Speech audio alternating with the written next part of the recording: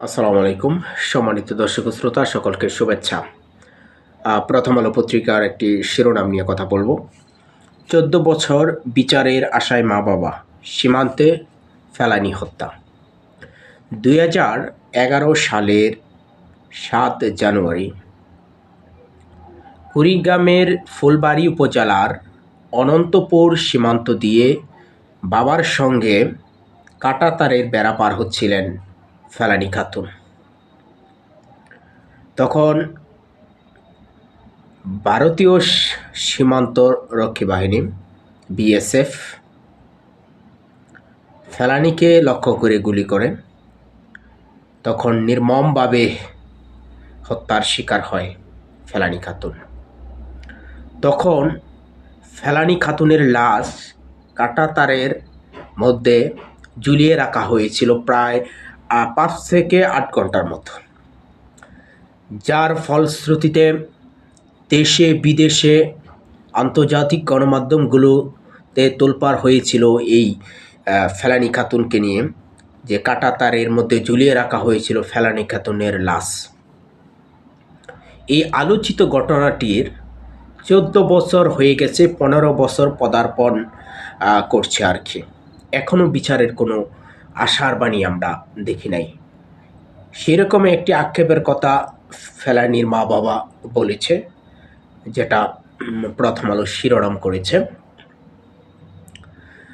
২০১৩ সালের দিকে ভারতীয় সীমান্তরক্ষী বাহিনী বিএসএফের একটি বিশেষ আদালতে বিচার কার্যক্রম শুরু হয়েছিল। তারপর সেই বিচার প্রক্রিয়া শেষে যিনি গুলি করেছিলেন ওনাকে খালাস দেওয়া হয়েছে। তারপর আবার ২০১৪ সালে আবারও বিচার পুনরায় চালু করলেন। সেখান থেকেও যিনি গুলি করেছিলেন উনি খালাস পেয়ে যান। তারপর ২০১৫ সালের দিকে ভারতীয় একটি মানবাধিকার সংগঠন, সম্ভবত মাসুম, এই সংগঠনের মাধ্যমে ভারতীয় আদালতে রিট করা হয়েছিল। সেই মামলাটি এখনও কিন্তু নিষ্পত্তি হয় নাই, কিন্তু এখনও বিচারাধীন রয়েছে। আমরা প্রতি বছরই দেখছি আর কি, প্রতি বাংলাদেশের সীমান্ত দিয়ে অনেকে পারাপার হতে চাইলে দেখা যাচ্ছে যে ভারতীয় সীমান্তরক্ষী বাহিনীর গুলিতে তারা নিহতের শিকার হচ্ছে। এরকম অনেক ঘটনা, অনেকে মারা গেছে, ফেলানীর মতো অনেকে মারা গেছে, কিন্তু ফেলানী খাতুনের মৃত্যুটা ছিল ভিন্ন রকম আর কি। তো এখন আমি আমার জায়গা থেকে বর্তমান যে অন্তর্বর্তীকালীন সরকার রয়েছে তাদের মেয়াদ প্রায় শেষের দিকে।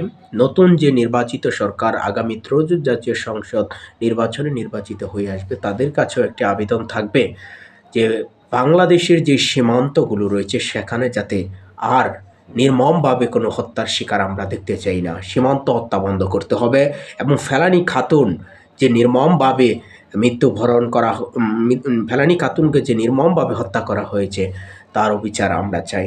কারণ এটার দৃশ্যমান বিচার হলে সীমান্ত হত্যা বন্ধ হয়ে যাবে আশা করা যায়। সীমান্তে যে বাংলাদেশের বিভিন্ন সীমান্তে প্রায়ই আমরা গণমাধ্যমে রিপোর্ট দেখি যে সীমান্ত অমুক মারা যাচ্ছে, মানে বিভিন্ন মানুষ প্রায়ই দেখছি যে মারা যাচ্ছে। এই সীমান্ত হত্যাগুলো বন্ধ করতে হবে। সরকারের পক্ষ থেকেও কিন্তু কঠোর পদক্ষেপ গ্রহণ করতে হবে। ধন্যবাদ।